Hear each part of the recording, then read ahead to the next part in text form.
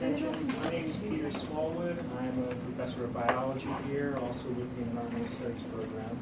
It's my pleasure to welcome you to another talk in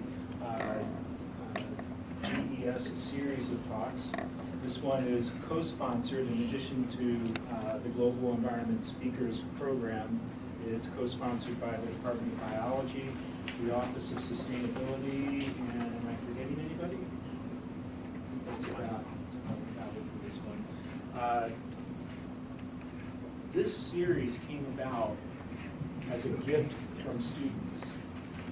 That is, way back in the early 1990s, there was no environmental studies program at the University of Richmond. There was no Department of Geography.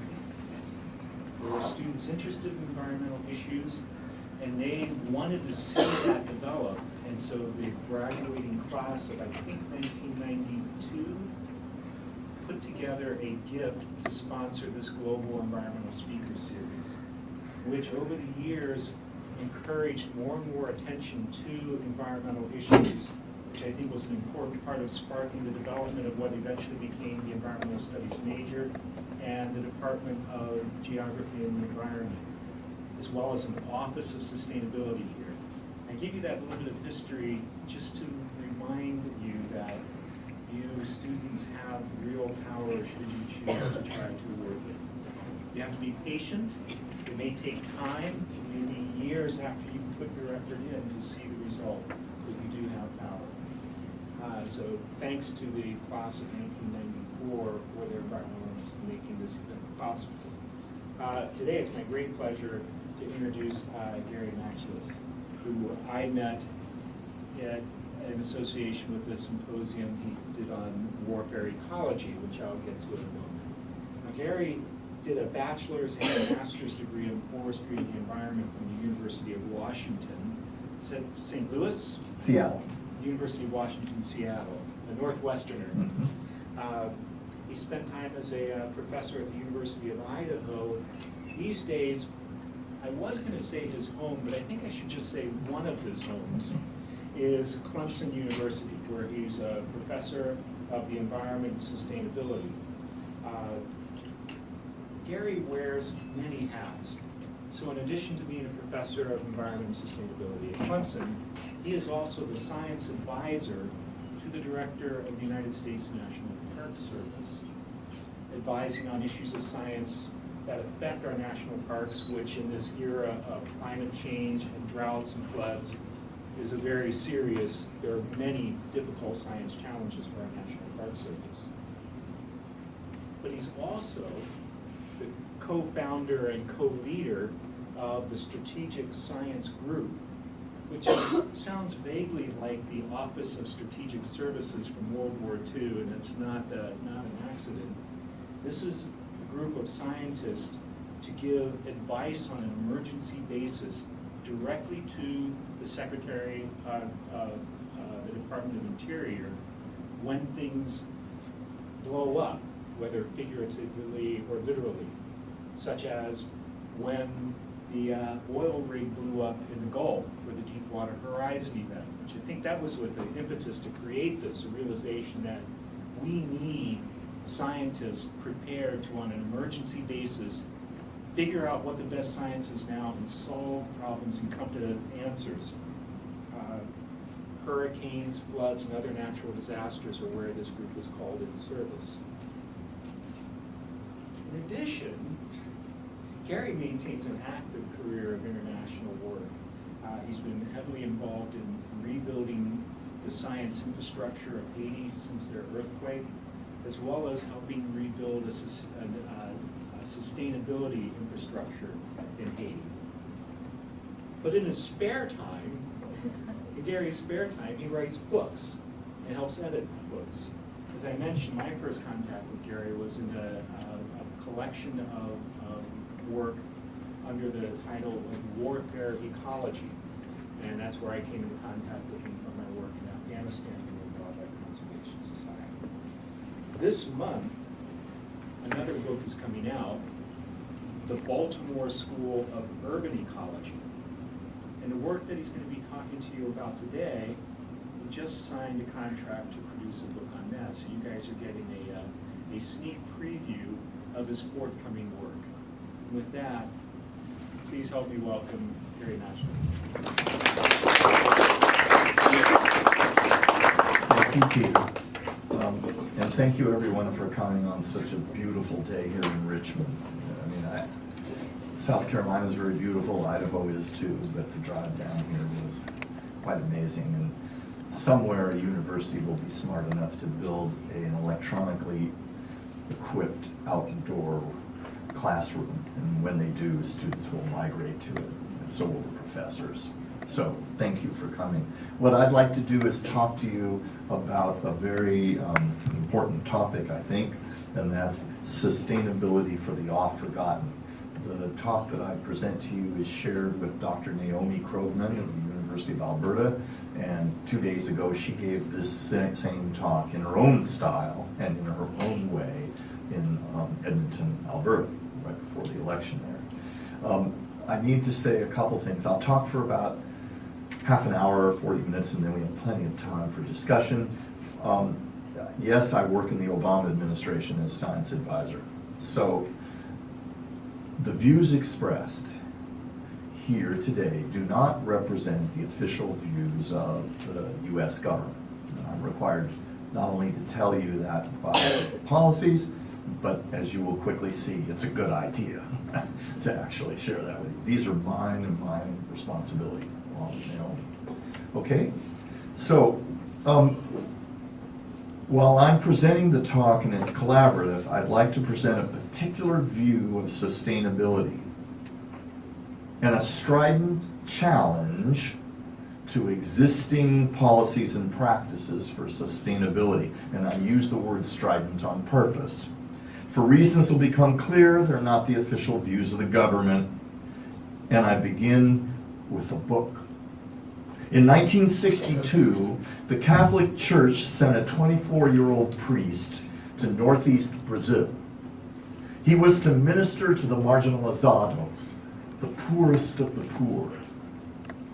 His letters home and his diary were published in 1972 as a book called Freedom to Starve, because his central argument is that Brazilian independence for the poorest of the poor simply gave them freedom to starve. He published it under the pseudonym Paul Gallet. And when he arrived in northeast Brazil at one of the poorest villages, he quickly realized, how can he preach, according to the mission of the Catholic Church, to people who do not have enough food to eat, whose children eat dirt, who have no roof, and that the first step was to build self-awareness and alleviate suffering. It's hard work. He organizes a medical supply delivery. He organizes adult study groups, a maids union, a Catholic youth group, a food cooperative. He sits with the sick, the hopeless, and the dying, all with patience and affection. His sense of injustice grows as his observations increase. He witnesses doctors prescribing drugs and receiving money for those drugs, and the drugs are labeled samples not for sale and expired. A young woman comes to him, a prostitute, and asks him to pray for her to have more customers so she can feed her children. He visits a leprosarium, a leper colony, and it's after there that his anger ignites and burns. He writes, this is the priest writing in 1972, "I must stop before my pen turns into a knife or a gun. The suffering of the poor cries to heaven for vengeance. I could weep. The sight of these poor ruined bodies is horrible, hands without fingers, arms without hands. The eyes of faith make it possible to see beyond all that, though, and it's not really their physical state that is the intolerable thing. What is absolutely intolerable is the way they are despised, abandoned, and forgotten. Freedom to Starve, this little book, is an extraordinary book, a key element in what became liberation theology in South America, and a challenge to the sustainability movement. What of sustainability for the oft-forgotten? And by oft-forgotten, we mean several specific classes of people. The poorest of the poor, the chronic underclass, which include the imprisoned, victims of natural hazards, refugees, and the oppressed. What about sustainability policy and practice for them? As a locus of desolation, these classes of persons may require distinct and targeted approaches to sustainability. And as the forgotten, they are an indictment of current sustainability policy and practice and programs. I want to be clear, our focus is not only or even dominantly on the developing world. The favela, the campong, the bidonville of the third world have their counterparts in the zombie neighborhoods of Detroit, the grim mining towns of Alberta, and the blighted Indian reservations on the U.S. Central Plains. Tonight, in Los Angeles, approximately 40,000 people will sleep on the streets, homeless, tonight. So this is not a third world problem. This is a world problem. First, we need to be clear, what do we mean by sustainability? And there's many definitions. There is, for example, the traditional 3 E's of equity, environment, and economy. There is, for example, the triple bottom line, which is the private sector's relatively clever approach to saying the same thing, but squeezing profit out at the same time. There is the argument that sustainability is really about thriving and flourishing, and that flourishing as a cultural condition is part of sustainability. There are the natural step conditions that particularly focus on extraction of resources and the creation of waste, and minimizing both of those for sustainability.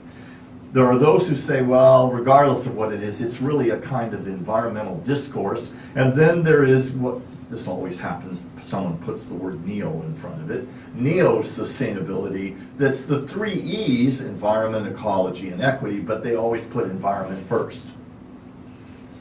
We believe all those definitions fail in considering the oft-forgotten. We go back to our common future. In the 1970s, the Brundtland Report, actually 87, excuse me. And the Brundtland Report, as this began to be called, had a clear definition of sustainability. Development that meets the needs of the present without compromising the ability of future generations to meet their own needs. And you've probably heard that before. But what's fascinating about contemporary sustainability efforts at universities, in companies, in governments, is it stops there. But the paragraph went on. It went on to say, in particular, the essential needs of the world's poor, to which overriding priority should be given. That part is often left off. Overriding priority to the world's poor. And it is this definition that we argue is a useful one for sustainability. So, to return to the challenge, what about sustainability for the oft-forgotten? What I'd like to do is take each of these classes, the poorest of the poor, the underclass, victims of natural hazards, refugees, and the oppressed, and share with you a little bit of what we know about their abundance, their prevalence, their distribution, and their fates. We begin with the poorest of the poor. Poverty levels are often formalized by government accounting, and by most measures, the poorest of the poor is defined, like by the World Bank, under an economic metric of people who earn less than $1 a day. less than $1 a day. Alternative definitions that aren't about money include those living under conditions of severe overcrowding, informal or non-existent housing, inadequate access to safe water and sanitation, and insecurity of tenure. So you don't have to define the poorest of the poor just in monetary economic terms. But I want to be clear, the estimates of the poorest of the poor are astounding. In 1990, it was 1.281 billion persons. The poor, not poverty, but the poorest of the poor. And although that number has dropped, we've actually improved in the last 10, 15 years. In the poorest parts of sub-Saharan Africa and elsewhere, the most desolate poor, often subjects of what are called fourth world warlords, or worse, have dropped from 62 cents income per day to 60 cents. 60 cents income per day. Today, the estimate for the poorest of the poor, depending on how you measure it, is about a billion persons, 1 billion persons. What about the underclass? Definitions of the underclass can be based on persistence, behavior, or a mix of those. And there's substantial overlap, of course, between the poorest of the poor and the chronic underclass. Often it includes violation of middle-class norms such as criminal behavior, imprisonment, welfare assistance, chronic unemployment, and severely dysfunctional family life. Much of the underclass, not most, but much of the underclass reside in what Mike Davis has described in his book, Planet of the Slums, as the astonishing prevalence of slums worldwide, with the most severe conditions in the slums of Luanda, Maputo, Kinshasa, and Chotbamba, where 2/3 of the residents in these slums, 2/3, earn less than the cost of the minimum required daily nutrition. 2/3 of them earn less than what it costs to feed themselves. The underclass reside in the developed world. Los Angeles just declared an emergency on the homeless, and Hawaii has followed.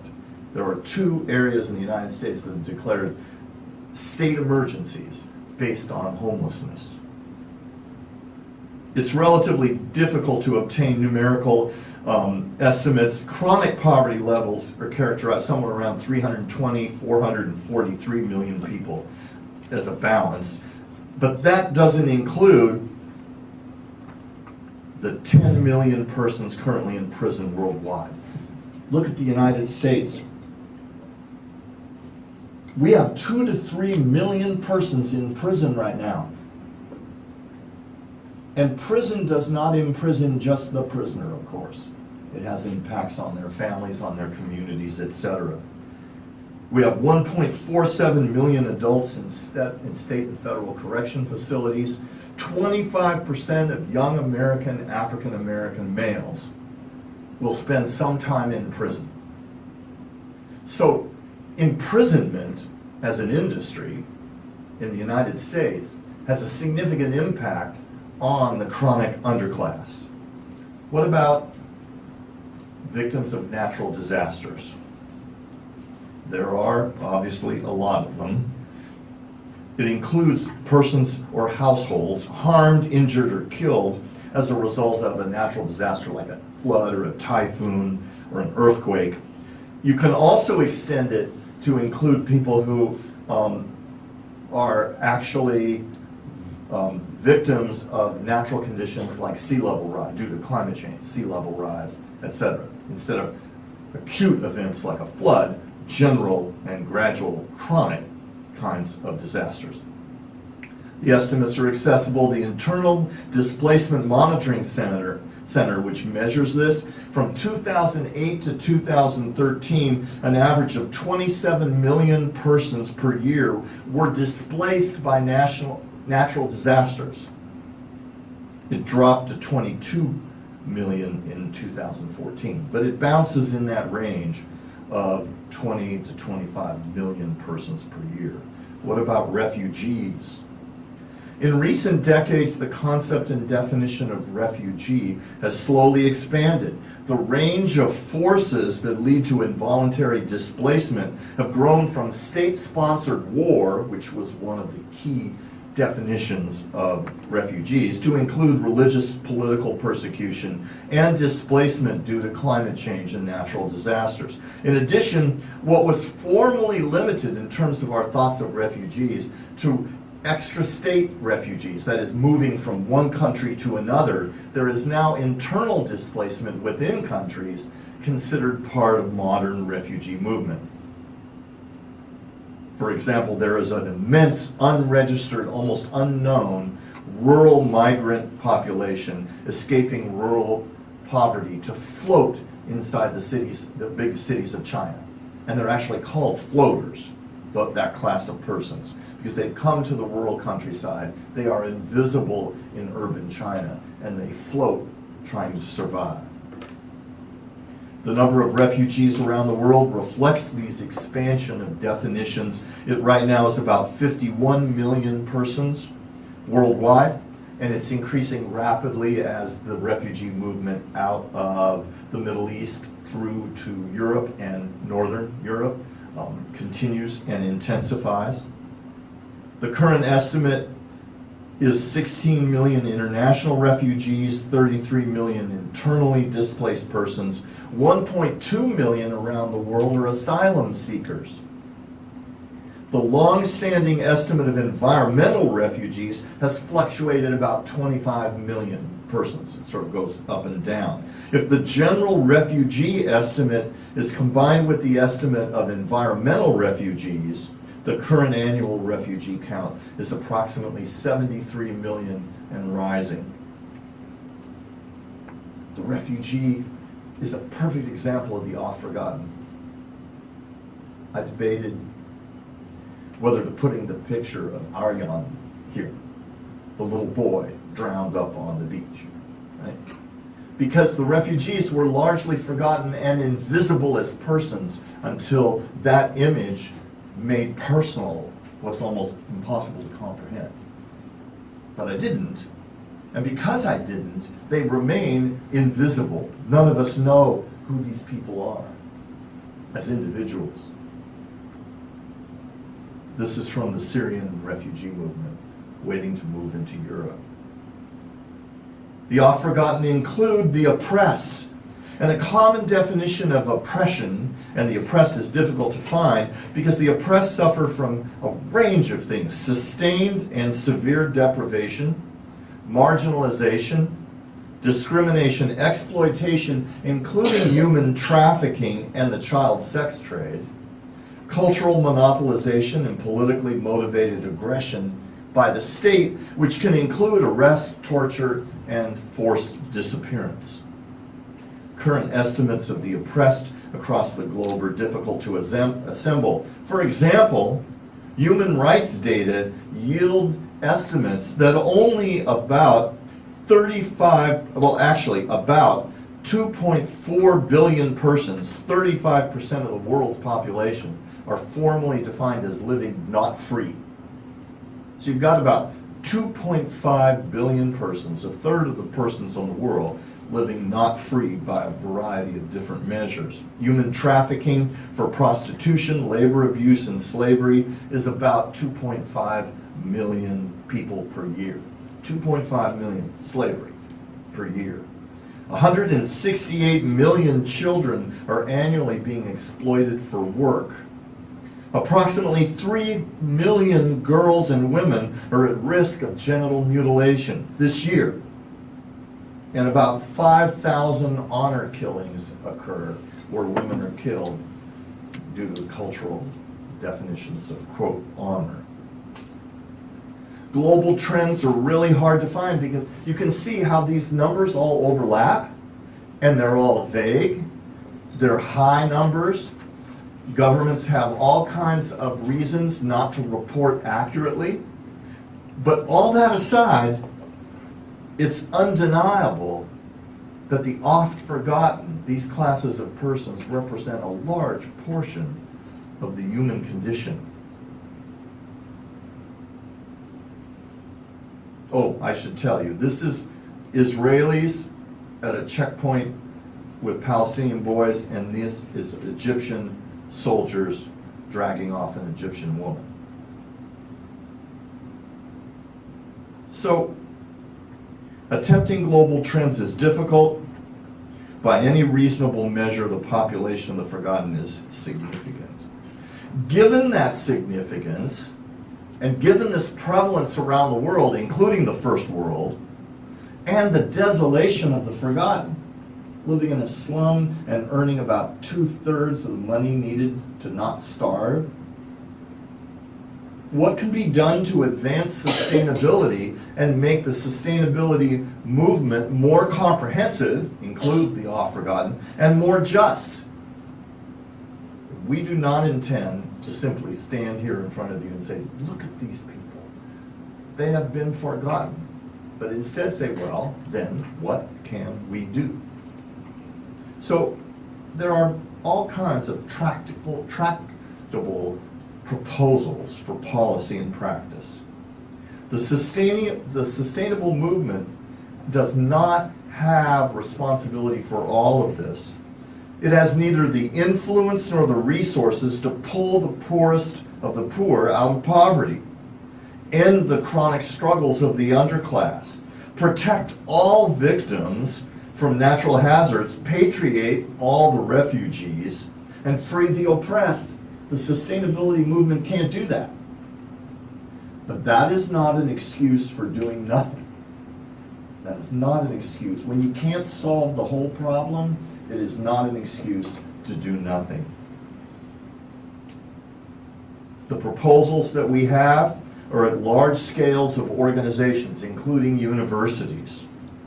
Others are distributed directly to relevant institutions, like this one, and you as students, and faculty like ourselves. Yet the measure of our suggestions of whether they're useful, we have to keep in mind what's inside those tents. Persons, the oft-forgotten. We have to measure it against how it impacts the forgotten. So, I want to share with you some ideas. First, I think we need to reform sustainability education at universities like the University of Richmond or Clemson University. Universities can expand and should their ongoing experiments with merging education, research, and service functions. It's simply not tenable, given limited resources and your limited time as students, to have one activity that's teaching, one activity that's research, one activity that's service. We need to figure out how to merge them even more than we are now. And we need to experiment with service learning, internships, field courses, design challenges, university reading programs. Don't you have is there a reading program here where freshmen read, for example, a book together, right? Something like that? You should consider reading Freedom to Starve. Just because it's out of print and old and only costs 60 cents doesn't mean it's not a powerful book. In addition to organizing these sustainability education activities, informal sustainability education is an important need. And is there a student here interested in social media and sustainability? Well, there is a task for you. Because right now around the world, humanitarian relief people are working in the field, and the pipeline of getting science, relevant science, new scientific work that can help them in humanitarian relief, there's no pipeline, there's no way to get it to them. Someone's going to figure out a magazine or a journal or a blog called Humanitarian Relief Science and move that. It might as well be you. Might as well be you. We need to refocus our technical expertise, either by discipline or by refocusing on sector problems. What I mean by discipline is we need to look at whether it's biology or engineering or a variety of different sociology and say, how can those disciplines contribute to sustainability for the oft-forgotten? And when we do that, we have all kinds of opportunities to make mistakes and to do things well. At Princeton University this year, an engineering class of undergraduates like yourselves was given a real-world challenge by their professors to develop a new product and develop a brand and develop a way to bring it to market. That sounds really like an interesting mix of research and learning. They were assigned making a better barbecue. Do you see the waste of talent? Those students could have been assigned building a better wood stove that women who use wood stoves don't get emphysema and die. But they worked on building a better barbecue so you and I can have better hot dogs.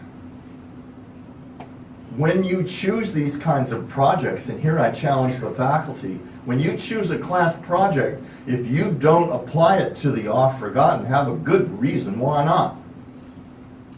And don't waste student talent. And my concern about the students is when assigned building a barbecue with all the world's problems in front of them as engineers, they say yes. As Peter said, students have more power than they think they do. Sidelight, I did my PhD at Yale and they recently gave me the Distinguished Alumni Award. That's not cool in and of itself, but what's really cool about it is when I was a student there, a PhD student at Yale, I got expelled from several classes and for misbehavior. And the fact that they would say, well, you actually were a good student even though you misbehaved. Anybody here who's flunked or kicked out of a class at Richmond, there's hope for us. There's hope for us. We could form a club, a group. We need to renegotiate sustainability goals. Most cities, many governments at the local, regional level, national governments, and global organizations have established sustainability goals. And many of those need to be renegotiated to consider directly the poorest of the poor. Usually the goals, when they talk about social justice for sustainability, they talk about reducing inequality. Do you see the irony that the argument for solving sustainability problems is more consumption? Give the more poor more stuff? And that the reduction of inequalities rolls off the tongue. But it's an abstraction. And we argue that that should be renegotiated as a goal and replaced, following the Brundtland argument. No, the key justice is not reducing inequality. First step is the alleviation of suffering. The alleviation of suffering. And that should be one of the goals. Do you think a city can really pride itself on being sustainable because it has bike paths, when the homeless are not protected, when shelters for battered women are moved out into the suburbs where there are no methadone clinics for drug addicts? So the goals of sustainability need to be renegotiated to reflect the poor. If you do that, you have to revise the metrics of sustainability. I don't know what the metrics are used here, right? But think of the irony, and I'm not jumping your university. My university is as guilty or challenged as yours. But think of it. What's really responsible about sustainability measures if you measure the amount of recycled paper or lettuce from the student dorm cafeteria place and ignore how the investments of the university are impacting the world economy? So my point is that we have to choose metrics. The city of Vancouver measures itself as one of the most sustainable cities in the world. Anyone here from Vancouver? It's a beautiful city. And they consider themselves the most sustainable, and they use as one of their prime measures Reese's work on ecological footprint. How many people are supported with how much stuff? So I did a thought experiment. I took all their numbers, and I laid out, and you got to their number, their ecological footprint. And then I added as a thought experiment 80,000 homeless to the city of Vancouver. And what do you think happened to their sustainability measure? It got better. Because the homeless don't burn gas. They don't have cars. They don't have stuff. Now think how twisted a metric is of sustainability, where if your city added 80,000 homeless, you got more sustainable. That is a metric that perverts the argument of sustainability. What would be an alternative? Next year is the 50th anniversary of the race riots in the United States, particularly Watts. There's only a few of us in this room that remember. During the Watts riot in Los Angeles, the Black Panthers released a manifesto. And the manifesto said if our demands aren't met, they would kill cops. The media went crazy on them. The government and politicians went crazy on them. They had threatened to kill law enforcement officers. Ignored in that battle was what was the manifesto? What were their demands? What was the first demand of the Black Panthers? Garbage pickup. Because the white-run sanitation department refused to pick up garbage in black Los Angeles, the garbage piled up, and with the garbage came vermin, with the vermin came disease, and with more disease, vermin, and garbage, it acted out the narrative that the white powers had of what Watts was like. If you really want to measure the sustainability of a community, maybe a measure that includes the poorest of the poor is the ratio of garbage generated to garbage pickup. Where a city like Hollywood, California, that picks up garbage 3 times a week is somehow compared with cities that don't bother to pick up garbage at all. And I don't mean just in the United States. The city of Havana, Cuba, has become a tourist destination for many Americans. And if you walk around the old part of the city that's open to Americans, it's all open, but we only go in certain sectors, it looks great. You walk 8 blocks into Havana and there's vacant lots where the desperate, the poorest of the poor, have used as garbage facility. They pour their garbage in their own city. They foul their own nest. And the disease and health consequences are astounding for the city of Havana. Right on the edge of collapse. We also need to reinforce self-organization. And here, Gallet, in his book, described in a kind of intimate case study the value of self-organization. Many of the young women in the village acted as maids for the wealthy in the village away from them. None of them talked to one another. They all thought they were doing, they didn't even think of the idea of a maid. They simply did these jobs for this person. So the first thing he did is he gathered them all together and had them simply talk to each other about their experiences, which was revelatory. They now became aware that they were maids. And then they began to share their conditions, and they wanted to improve their conditions. They wanted to talk to their people who they worked for and see if they could improve their conditions. The biggest improvement they asked for were bicycles, so they could get to work. They asked him to lead it, and he was wise enough to say no. You have to choose someone among yourselves as maids. Choose one of yourselves, and I'll help them. I'll teach them, but you must do it yourself. And they all disbanded. And he thought he had failed until one day they all came together and said, we finally figured it out. She's going to be our leader. And they moved forward and formed a maids union. Self-organization is absolutely an essential tool. And there are real challenges in the real world of sustainability and development to what I call clientelism of the NGOs. Use Haiti as an example.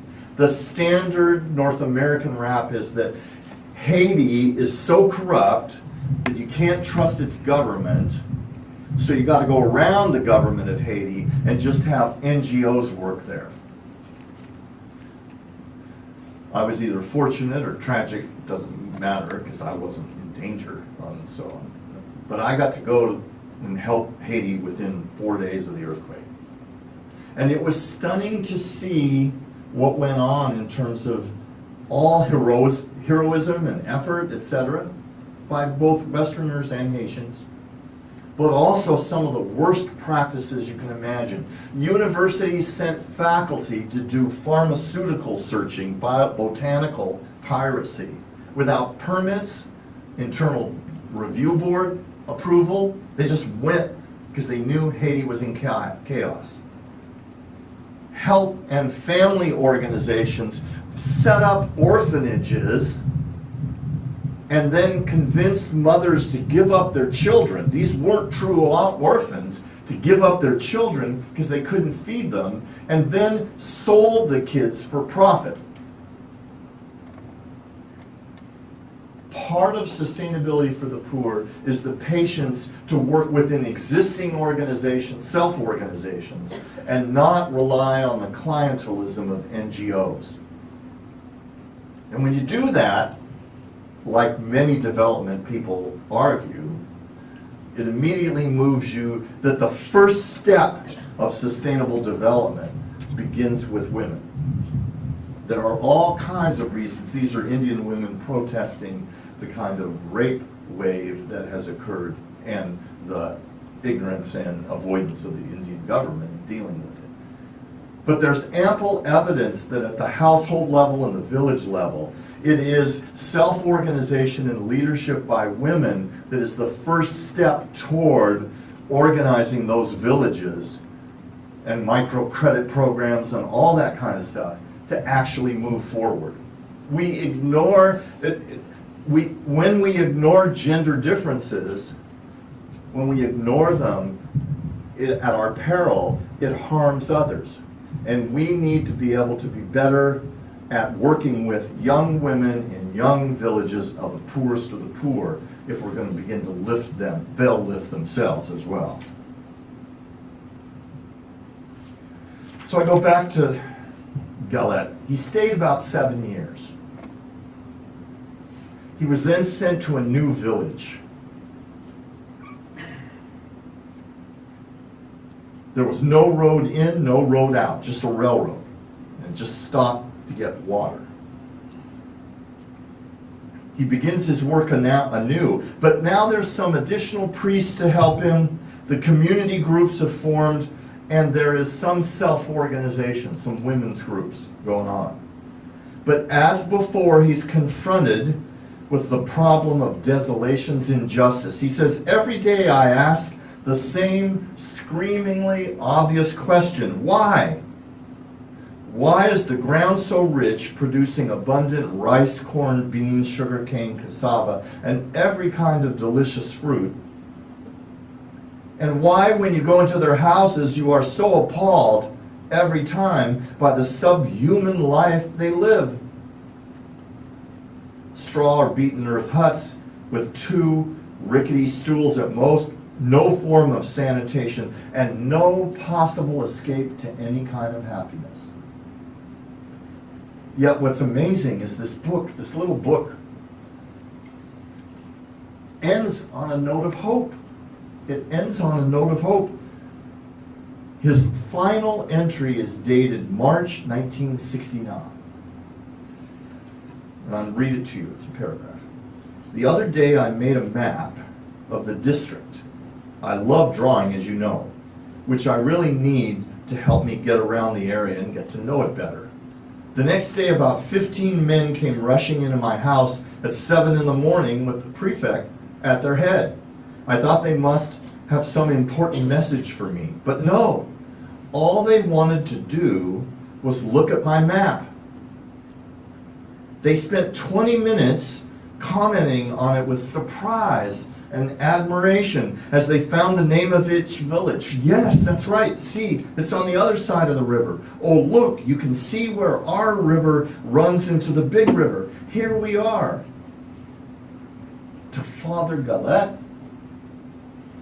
to themselves and to us through Freedom to Starve, the townspeople were no longer forgotten. They were no longer invisible. They had seen themselves on that map, that hand-drawn map, out on Desolation Road. Thanks. So, what I want to do now is, they're taping this for the students who aren't here. And so if you have a question or a comment, I might repeat it. It's not that I'm dull or dim-witted, it's just that I want to repeat it so that they hear it on the machine, if that's okay. And we're open for comments or questions, whatever you prefer. Yes, sir? Where a lot of us are, there seems to be a lot of obsession with technology, and I'm guilty of it as well, gadgets. But I was wondering what your opinion was of, or is of projects like Cayman's Slingshot. Are you familiar with that? No.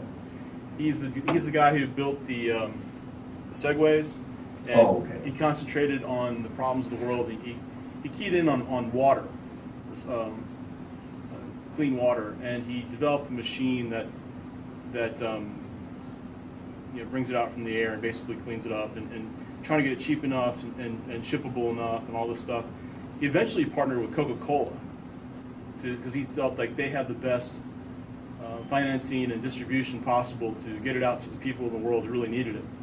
I just wanted to know what you thought of technology projects like that, and Okay. where they stand. The question has to do with views on technological projects, including the projects to industrialize water. which Well, is essentially yeah, that not is. privatize it necessarily, but to Right, get but people industrialize it. Yeah. Right. Technology can be an asset. How many of you have cell phones? Right? Well, in Haiti, after the earthquake, they just said, forget landlines. We're just going to give up on landlines. Everybody's got a cell phone. We'll just leap over. Think how much investment we made in the United States on landlines. And they're just leaping right over it. And they lost all their banks. They didn't have any banks, and they can't distribute money driving trucks around because traffic and bad roads and stuff. So they're moving to an economy based on your smartphone. So technology can help leapfrog over existing development trajectories in good and powerful ways. It's clear, and there is evidence, that the cell phone, the smartphone, is saving lives in the refugee movement to Europe right now. Because refugees are able to find out where they are. They all carry now more high quality maps than you could carry forever in the past. And there's advice, where's the water, who's being amenable, what roadblocks to avoid. The cell phone has become a tool of being a refugee. And so it's positive.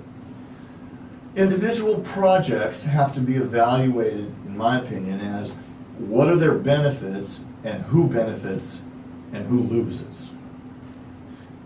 You had me going there for a moment, a tool that would help us improve the availability of drinking water. And then you said, well, they partnered with Coca-Cola. Everybody can dance with their own devil. Of course you can do that. But I believe our generation is the generation that will be shamed in the future that we privatized water. We made water a private good like pizzas or blue jeans. And the impact that that has around the world, that water becomes a profit, why stop there? Why stop there? And so the question of whether it's good or bad, you can't say it just because they partnered with Coke, it's bad. I don't mean that. But the more these technologies are bundled with corporate interests, the more skeptical we have to be of who benefits and who loses. Someone else? Yes, ma'am. You have to shout, I'm very old. General question. During your time, I guess, under the Obama administration, have you seen any policy or governmental changes that follow your 5 ideas to make the off more visible? The question is, during my time in the Obama administration, have I seen policies or practices that follow these recommendations? Nope. And that's partly because these are hard truths to deal with about the poorest of the poor. It's so easy to slip into, we're going to work with the poor. We're going to try to lift the poor up. That's very different than what I'm talking about. And there are policies, there are things that are happening. I'm most proud of the Obama administration for taking and Congress is working with them to take a realistic look at imprisonment in the United States and an awareness that we have gone way too far in imprisoning our brothers and sisters. And that that's not going to make any sense in the future. Yes, cynically, it's often driven by it's too expensive to put them in prison. It'd be cheaper if we made them all students at the University of Richmond, for example. But at the same time, it is a positive movement. The new Millennium Goals, unfortunately, do not deal with the oft-forgotten. And so we have a long way to go. Someone else? Yes, ma'am. In your day-to-day work with the National Park Service and the Strategic Science Group, how often would you say that work is geared towards the oft-forgotten, or is it? That's a good question. The work with the National Park Service, not so much, because visiting national parks is highly privileged, right? But there's some things we're doing. Right now we have a program that President Obama authorized, Every Child at a Park. And for this year coming up, the 100th anniversary of the national parks, every fourth grader and their family gets to go to parks free. So if you have a brother or sister who's in the fourth grade, your family gets to go to the national parks free for a year, this year. So you better have them sign up at their school so you can all go. So that's a little, but that's tiny, it's not a big deal. The Strategic Sciences Group can help the oft-forgotten. Because it's science-based, it has to do all this science, and then some of it helps. An example is right at the height of the Deepwater Horizon, we began to look at the carcinogenic impact of the oil, the sweet Louisiana crude, and the Corexit, the dispersant that they used. And we quickly realized that mixed together, the dispersant and the oil, that it was potentially carcinogenic to susceptible populations. That included the elderly, the young, the infirm, the sick, and pregnant women. And at that very moment, we were asking employees and NGO folk, volunteers, to go help clean up and not screening for pregnancy. So we didn't know how many young women we were putting in harm's way, irregardless of whether they were rich or poor. But the reality is most of those volunteers were well off. That's why they could volunteer.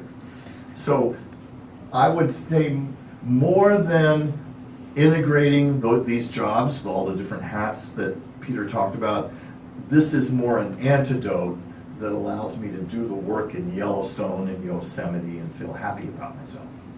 You know, by the way, 2016 is the 100th anniversary, and we start January 1, and the theme of the Rose Bowl Parade this year in the United States is national parks.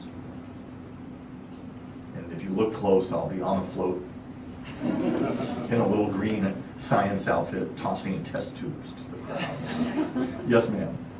Would you say that any particular country has succeeded in implementing these types of policies? That's a good question. Has any country succeeded in implementing many of these things?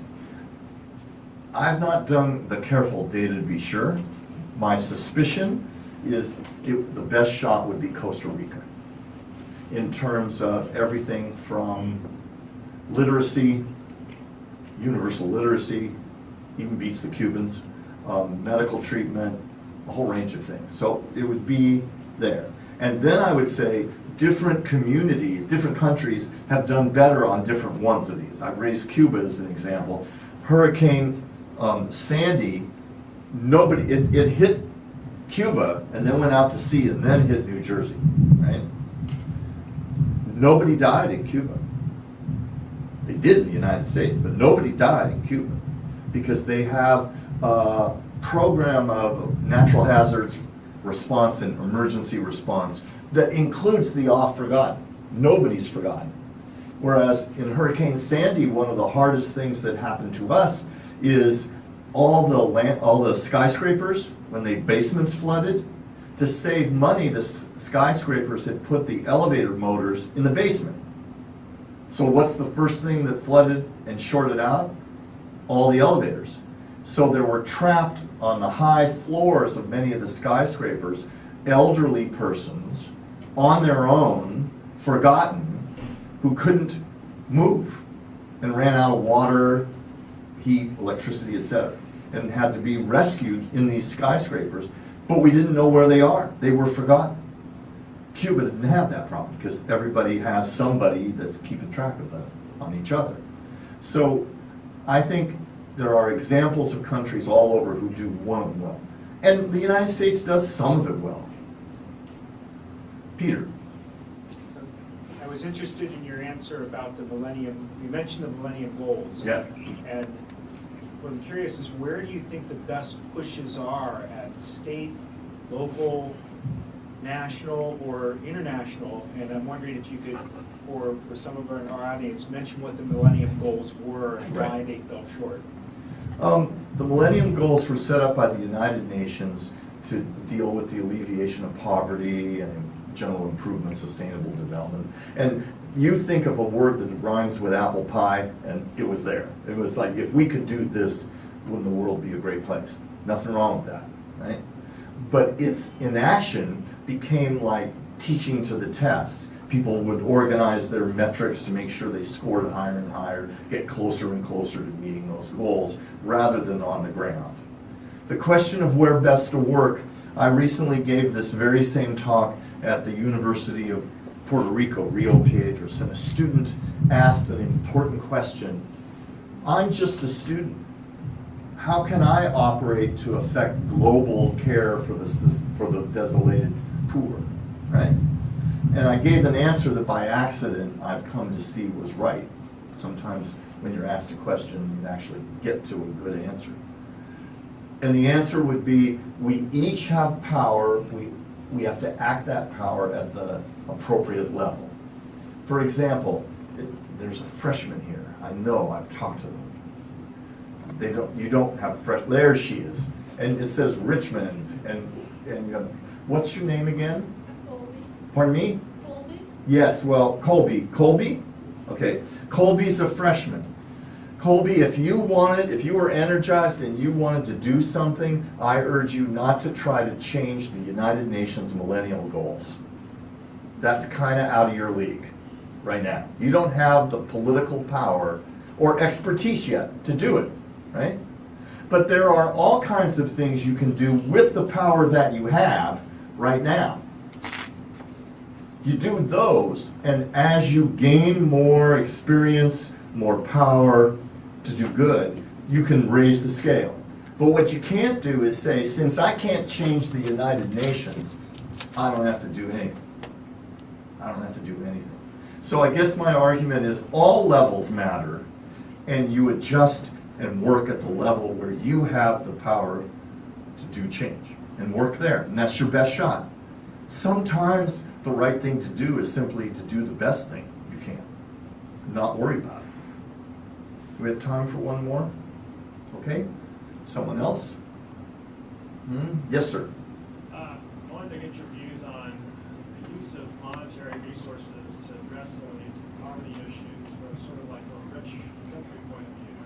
In particular, things like, if there's something where a carbon market or the use of funds. Can you speak a little louder this last part? So funds from, let's say, a carbon market or Right. perhaps carbon offsets. Right. Are they going to the right places now? And what are the things that we can do to ensure that they go to the right places? The question has to do with using monetary assets at national and global scales. Are they going to the right targets, etc.? If you accept my argument that a primary goal of sustainability is the alleviation of suffering, then they're not. And the distribution of dollars is unlikely to help. And dollars, it could be rubles, I don't care what country's currency. Most of the foreign aid the United States gives goes to ourselves, most of it. We spend it on our own organizations doing our own things. The Clinton Foundation, and I worked in the Clinton administration, so you know where my politics are, but the Clinton administration, the Clinton Foundation, excuse me, the first big major thing they built in Port-au-Prince, using all that money they raised, was a Marriott hotel. And they brought in from Florida managers to manage it, and I promise you there are very few poorest of the poor Haitians that are allowed past the armed security guards at the Marriott in Port-au-Prince. But if you're rich, you can get room service. And so I believe Gallet didn't have any money. There's a great story in his book. There's a great story in his book where he walks like a week and a half to the bishop's house in the big city. And he asks the bishop of the church, he says, all the priests, we have no way of getting anywhere to all the villages. We'd like you to sell your rich house, the big house where you live, and buy us motorcycles so we can minister out into the countryside. That did not go well for him. He was sent back packing by the bishop. Money does not matter to the extent that wise action does to alleviate suffering. For example, as a class project, what would you, or a thought experiment, what's the best thing to do for the refugee movement that's going on right now into Europe? Is it to spend massive amounts of dollars stopping the refugee movement, controlling it? Is the best thing to create, when they get to their final destinations, ways to integrate them into the economies and cultures of those places? Or is the best to do, make the journey as safe as possible to alleviate suffering and death? We can sit here and think and scratch our head and say, wow, all these people doing this, it's a stunning movement, refugee movement right now in the world. What would make, the only thing that can make a mother put her children on a raft to cross rough water is much deeper danger on land. And so what we've got to do is figure out how to make it more humane, this refugee movement. So my answer would be money is overrated as opposed to political will. Someone else, I just want to give everyone a chance. And then The last question.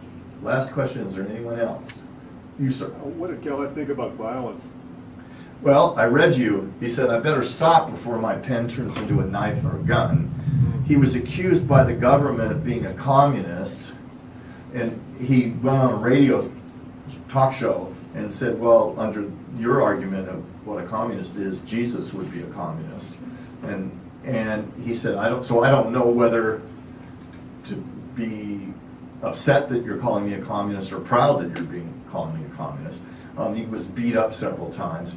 He did not, like some of the liberation theology leaders, call for violence in terms of a necessary tool to fight the state, but he was adamantly opposed to violence against the poverty, the poor, and his argument was this invisibility has to be fixed first. The first step is to not be invisible.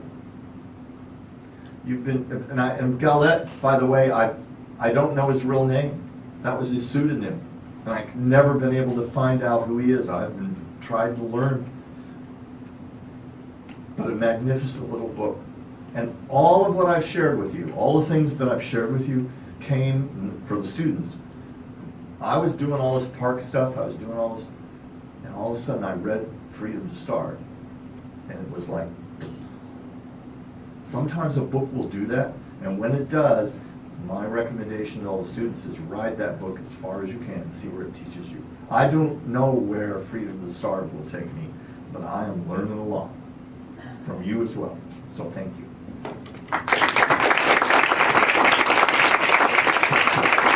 I know there were some questions that did not get And I'm answered. here, I'm welcome to be here. We'll hang around for a little bit. Oh, forgot. Hang on. I want you to leave happy.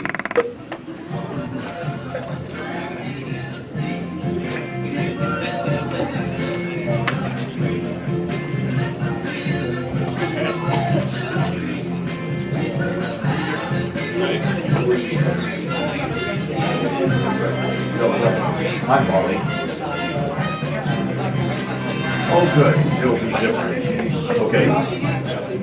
Good.